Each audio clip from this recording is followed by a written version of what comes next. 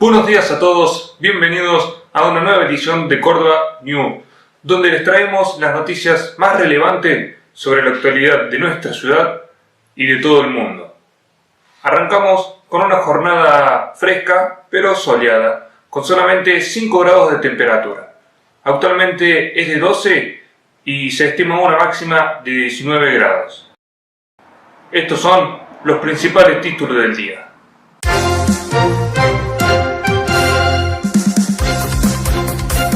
Prisión perpetua para Marcos Bazán por el femicidio de Anaí Benítez. Fue condenado como coautor del crimen ocurrido en Lomas de Zamora en 2017. Aerolíneas Argentinas confirma negociaciones por suspensión de empleados. La empresa comunicó oficialmente a sus empleados la suspensión temporal por los meses de junio y julio. Estallido social por la muerte de George Floyd. Novena noche de manifestaciones en diversas ciudades de Estados Unidos, siendo uno de los principales focos la Casa Blanca. Coronavirus en Córdoba. Evalúan permitir reuniones de hasta 10 personas. Autoridades sanitarias evalúan habilitar reuniones en el marco de la flexibilización. AOITA anunció un acuerdo para levantar el paro de interurbanos. Los delegados aprobaron un convenio de emergencias tras 47 días de paro. De esta manera nos dirigimos directamente con las noticias nacionales.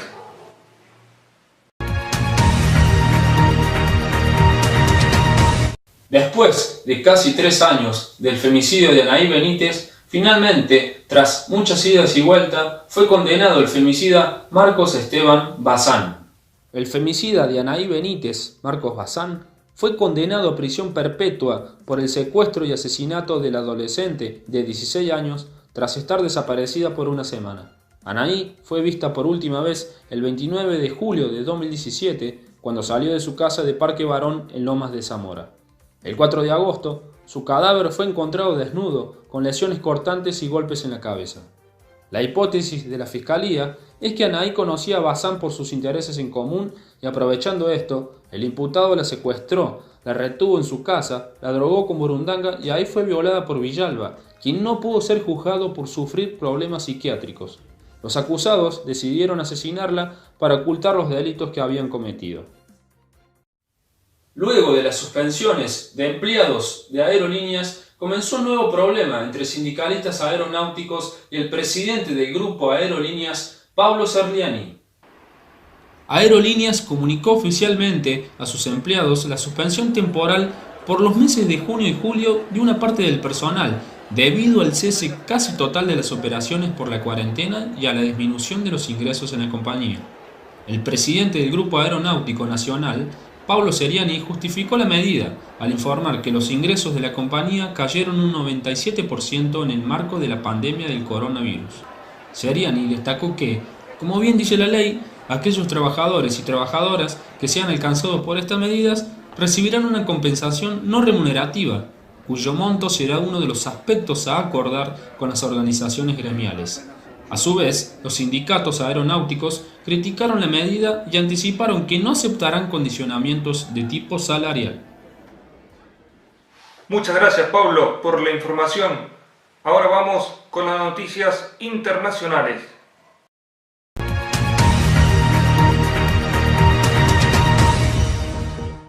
La muerte de un afroamericano bajo las rodillas de un policía desató protestas sin precedentes contra el racismo en todo el territorio de Estados Unidos. En Nueva York y Los Ángeles se han vivido momentos de mucha tensión cuando un grupo de personas rodeó a una dotación de agentes en medio de la carretera. Los policías se vieron acorralados y embistieron a los manifestantes. Los hechos de violencia se multiplicaron en diferentes estados. Un joven de 19 años muerto en Detroit, un guardia de seguridad abatido en Oakland, cortes de autopistas en Milwaukee, saqueos en Portland y declaración del estado de emergencia. En la capital, Washington D.C., algunos manifestantes siguen en las calles a pesar del desplazamiento militar. Minutos antes del toque de queda, que se inició a las 19 horas local, la policía dispersó con balas de goma y gases lacrimógenos a los manifestantes congregados junto a la Casa Blanca para que el presidente Donald Trump pudiera salir a pie y fotografiarse con una Biblia junto a una iglesia próxima. A su vez, en Atlanta, la alcaldesa Keisha Lance Bottoms anunció este domingo el despido de 2 agentes de la policía debido a que hicieron un uso excesivo de la fuerza en la detención de 2 estudiantes durante la jornada de protestas.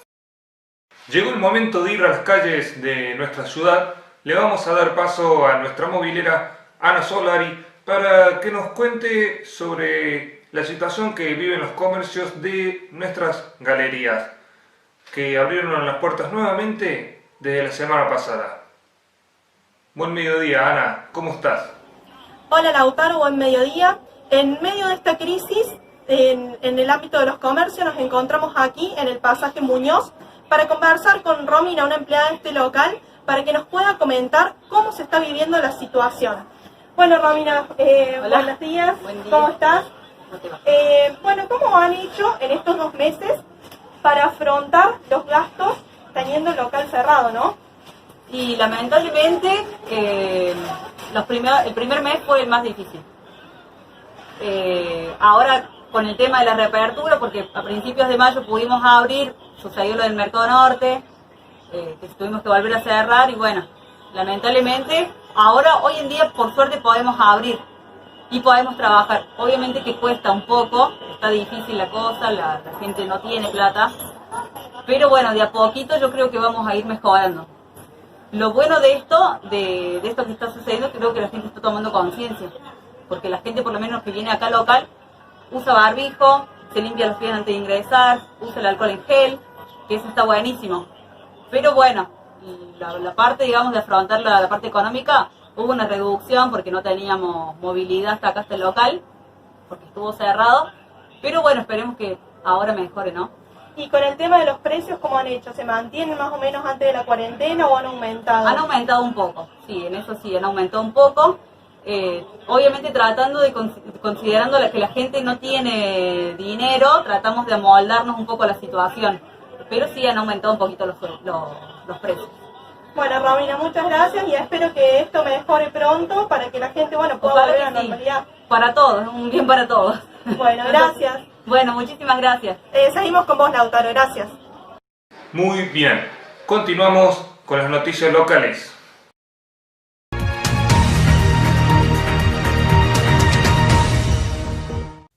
Córdoba sigue con las flexibilizaciones. Analizan permitir reuniones de hasta 10 personas. Esto lo dictaminará en las próximas horas el gobierno de la provincia.